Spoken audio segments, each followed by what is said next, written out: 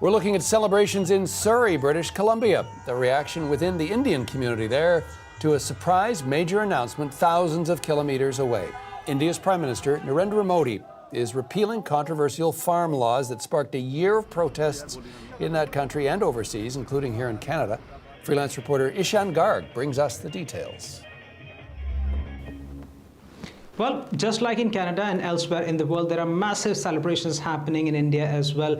The farmers in the country, they say that after 1 year of going through the heat waves, the cold waves, COVID-19, bearing all of that, camping on the borders of New Delhi, now finally they have a major win. This is being seen as one of those very rare occasions that Prime Minister Narendra Modi has actually backed down. He's known as a leader who does not really go back on any of the laws that he pushes through, any of the legislation that is pushes through. But these tens of thousands of farmers, they have made it happen. Opposition parties are also calling it a major day for these farmers. And going forward, they say, though, that they are not going to completely abandon their agitation. They are going to hold their fort until these laws are formally repealed in the Indian Parliament.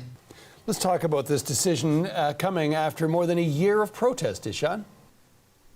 Yes, and one of the major reasons why the government seems to have now backed down is actually the upcoming regional state elections in two agrarian states in the country, both of them due to take place later next year. And critics of Prime Minister Modi are saying that this is actually a very shrewd political move by the Prime Minister to actually allay some of the fears of those voters going into polls next year. But the party obviously maintains that the Prime Minister is doing this only because he cares very deeply about the farmers. In the announcement today, he's also said that there's going to be a new committee being formed by the government that will take into consideration all different problems faced by the farmers that include their low wages, credit being passed on to them, or the lack of minimum support price that they get for their produce. So after 1 year of protest, some of the farmers say that they are very happy with the government's protest, but others, they will continue to be on their agitations, sitting exactly where they've been camping for